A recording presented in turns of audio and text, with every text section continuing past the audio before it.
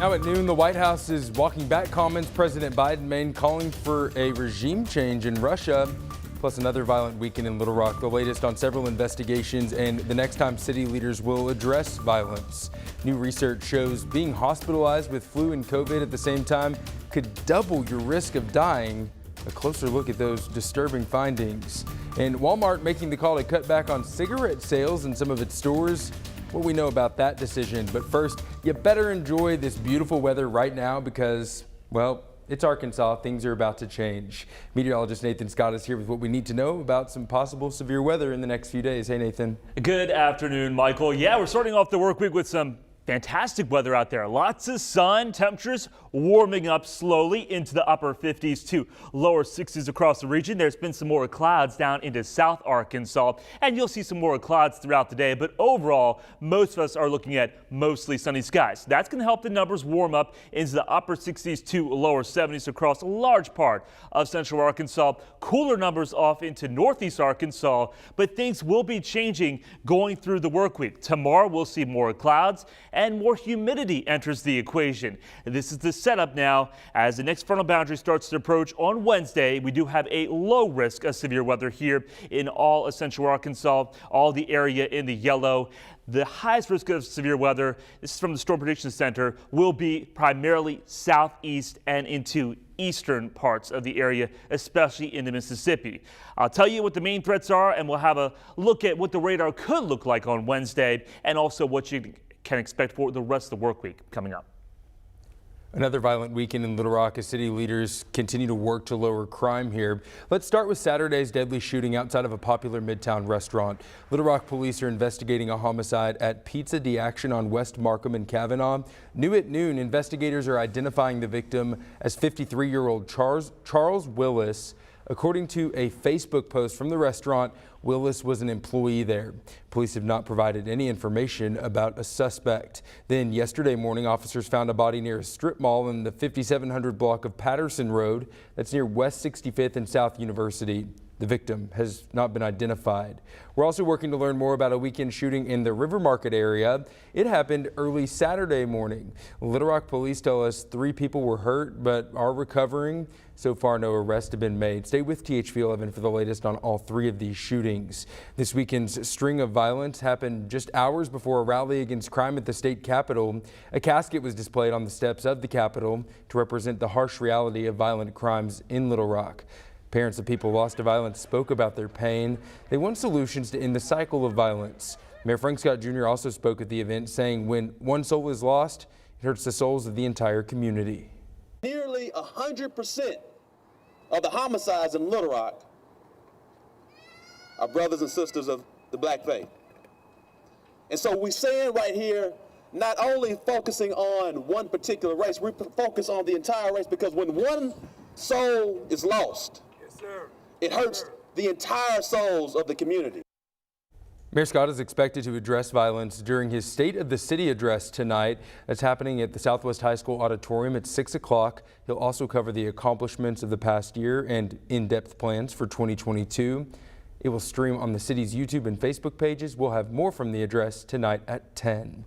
Little Rock, not the only city dealing with crime over the weekend. We're working to learn more about a homicide that happened in Pine Bluff Saturday night. Police found a man shot and killed outside a home on West 26th Avenue. They're not releasing his name right now. This is Pine Bluff's 7th homicide of the year.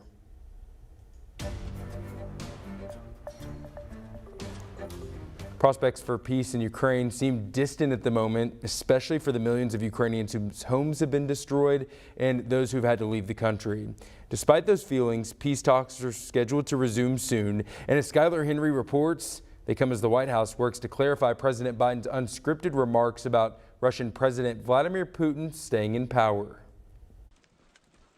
With their ground offensive stalled, Russian forces continue to pour missiles and rockets into cities across Ukraine.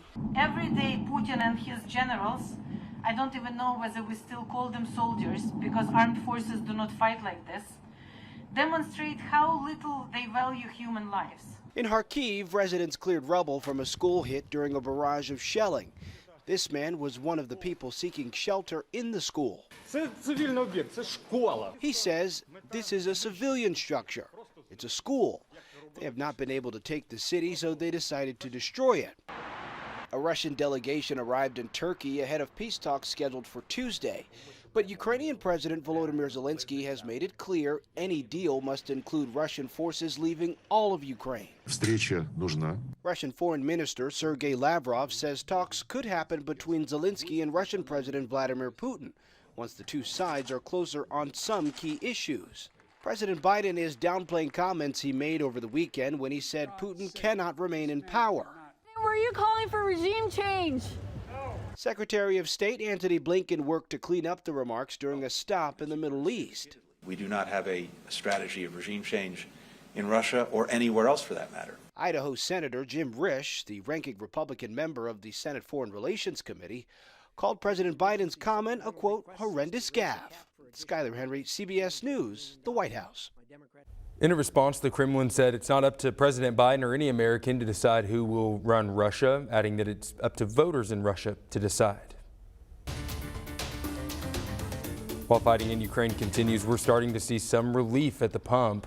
The average price for a gallon of gas in the U.S. is now $4.25. That's down 6 cents from 2 weeks ago. Here in Arkansas, the average price sits at around $3.78 a gallon. Experts say this decrease comes after 9 straight weeks of price hikes, totaling close to 98 cents. Today, President Biden is expected to propose a minimum 20% tax on households worth more than $100 million. That's just 0.01% of Americans. The White House Budget Office says it would slash the budget deficit by more than $1 trillion over the next decade.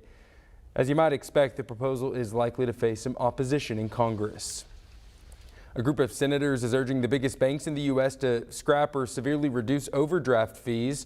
Those lawmakers called for a more fair fee structure, citing research that shows nearly 80% of those fees hit just 9% of accounts. Some banks like Citigroup and Bank of America say they will reduce or eliminate overdraft fees this year. And new at noon, Walmart will no longer sell cigarettes in some of its stores. According to the Wall Street Journal, the tobacco products won't be available at several stores in Arkansas, California, Florida, and New Mexico. The retailer confirmed the news this morning, adding that decisions about removing cigarettes at Walmart will be made on a store-by-store basis. The move comes just 3 years after Walmart decided to stop selling electronic cigarettes in stores. Cases of the flu are on the rise across the U.S. Now, new research out of Britain shows being hospitalized with the flu and COVID at the same time could double your risk of dying. Tina Kraus has more on the trend. After COVID restrictions around the world nearly wiped out the flu last season, the influenza virus is back, and for some, it's a double whammy. I think if you're unlucky enough to get COVID and flu at the same time, what our evidence tells us is that you're at markedly increased risk of severe illness. Researchers in Scotland, England, and the Netherlands studied more than 300,000 adults hospitalized with COVID within the last 2 years. Nearly 7,000 of them had COVID along with another viral infection. 227 patients had both COVID and the flu.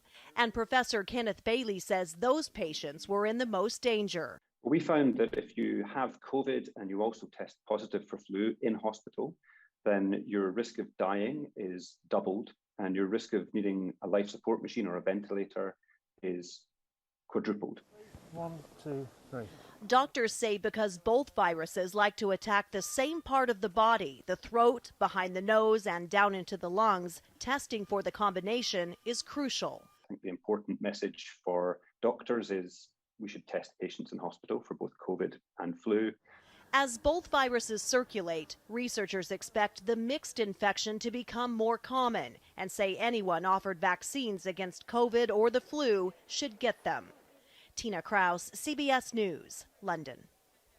Let's take a look at our latest COVID numbers in Arkansas. The most concerning number this afternoon that continues to climb are deaths. More than 11,000 Arkansans have died from COVID-19, but we are making quite a lot of progress in other areas. Right now, a little more than 1,400 people are dealing with the virus. Those are our active cases. That is slightly up compared to a few days ago, but still much lower than what we were seeing at the beginning of the year. Meanwhile, 115 people are fighting the virus from a hospital. The Final Four is set, and while Arkansas's dance may be over, the next round of matchups is expected to be an exciting one. More on what's ahead right here at 12:16. Nathan. And we're talking about the potential of some rough weather going into the middle part of the work week, primarily for locations to the southeast and east of Little Rock. I'll let you know what the main threats are and when it arrives coming up.